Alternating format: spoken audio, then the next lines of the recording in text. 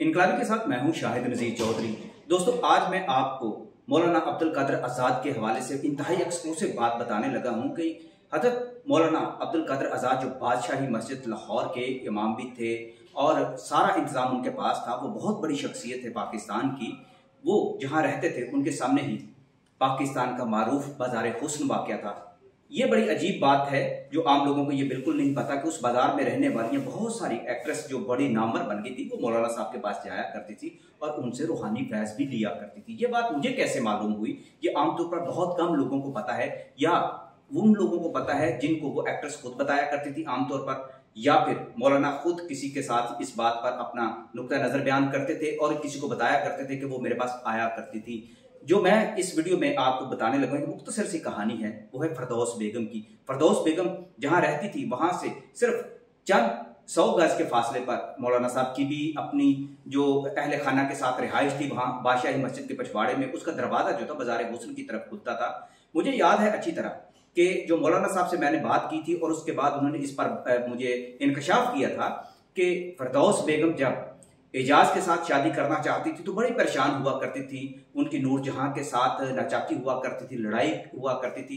जिस जमाने में नूरजहां और फरदौस बेगम की लड़ाई हुई थी और बहुत हद तक आगे चली गई, तो इसके लिए दोनों तरफ से अपने अपने वसाइल को भी इस्तेमाल किया गया, जराए को भी इस्तेमाल किया गया और जितने ताकतवर लोग थे इनके दरमियान आए किसी तरह सुलह हो जाए। लेकिन फरदौस भी उस जमाने में एक एक्ट्रेस के तौर पर बड़ी नामवर हो चुकी थी। दूसरी तरफ मैडम नूरजहां का अपना तूती बोलता था, उनका अपना रख रखाव था और पाकिस्तान के बाअसर हल्के जो थे वो भी मैडम नूरजहां की बात माना करते थे। ये वो जमाना था कि फरदौस बेगम इंतहाई ज्यादा रंजीदा हो चुकी थी और वो एजाज से हर सूरत में शादी भी करना चाहती, जिसके लिए वो अपने जराए तो इस्तेमाल कर रही थी और एजाज भी उनके हमनुमा हो चुके थे।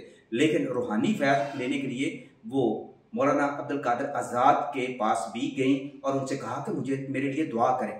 मौलाना ने ये बात मुझे कब बताई, कैसे बताई, वो मैं आपको बताने लगा हूं कि मुझे याद है अच्छी तरह 92 या 93 के दरमियान का कुछ अरसा था, जब मुझे अच्छी तरह ये तारीख तो याद नहीं लेकिन साल यही था क्योंकि मेरे इब्तदाई मैं उस वक्त ज़माने में नवाए वक्त में मैंने ज्वाइन किया हुआ था। तो मेरे साथ मेरे इंतहाई मोतबर और मेरे बड़े अच्छे दोस्त प्रोफेसर डॉक्टर वकार मलिक जो पंजाब यूनिवर्सिटी के मैथ कम्युनिकेशन के उस्ताद भी हैं, वो मुझे अपने साथ लेकर मौलाना साहब के घर में जाया करते थे। उनकी मौलाना साहब के साथ बहुत अच्छी दोस्ती थी। मौलाना साहब के साथ जब मुलाकातें होती थी तो वो अपने वाक़या बयान किया करते थे, बड़ी बेतकल्फी के साथ बात किया करते थे।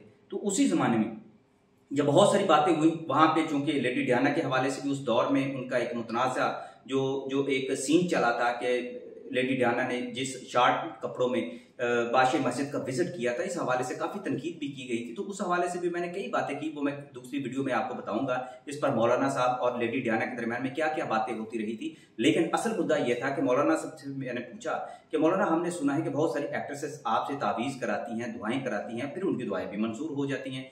अब मौलाना आज़ाद का जो पस मंज़र था वो रूहानी तौर पर बहुत ज़्यादा मजबूत था और उनके जो बुजुर्गान दीन थे उनका फैज़ भी उनके पास था। मौलाना आज़ाद ने बताया कि हाँ, मैंने फरदौस बेगम जो मेरे पास आई थी और बड़ी रंजीदा थी और मैंने उनके लिए तावीज़ किया, दुआ दी उनके लिए और उनकी इस खलूस नीयत के साथ उनको दुआ दी कि अल्लाह ताला उनके मसाइल को हल करे।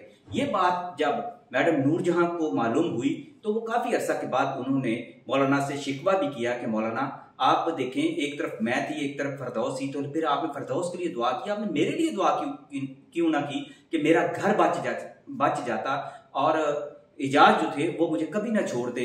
तो मौलाना ने कहा, मैंने तो सबके लिए दुआ करता हूँ, मैंने आपके लिए भी दुआ की थी, लेकिन अल्लाह की ज़ात को जो मंजूर था वही हुआ। मौलाना ने कहा कि मैडम नूरजहां खुद बहुत नफीस और बड़ी बुर्दबार खातून भी थी, गुस्सा उनको आता था, लेकिन क्योंकि बाजार में भी कभी कभी आया करती थी, बाजार हुस्न में यहाँ उनकी पुरानी रहायशगाह थी, तो कभी कभार वो 70 के ज़माने के शुरू में वो यहाँ आया भी करती थी और उनसे भी मुलाकातें हुआ करती थी। लेकिन ये एक ऐसा वाक़या था जिसके बाद मलका तरन्नुम नूरजहां ने मौलाना से शिकवा किया था कि उनका तावीज़ और उनकी दुआएं असर कर गई और उनका शोहर उनके हाथ से निकल गया था। उम्मीद है आज की ये हैरानकुन वीडियो आपको पसंद आई होगी। ये तारीखी तौर पर बड़ी मुस्तनद बातें हैं जो मैंने खुद अपने कानों से सुनी हुई हैं, अपनी जुबान से मैंने जो सवालात किए थे मौलाना से मुझे अच्छी तरह याद है। वो मैं फिर कभी किसी और मौके पर मैं आपको सुनाऊंगा। बहुत बहुत शुक्रिया।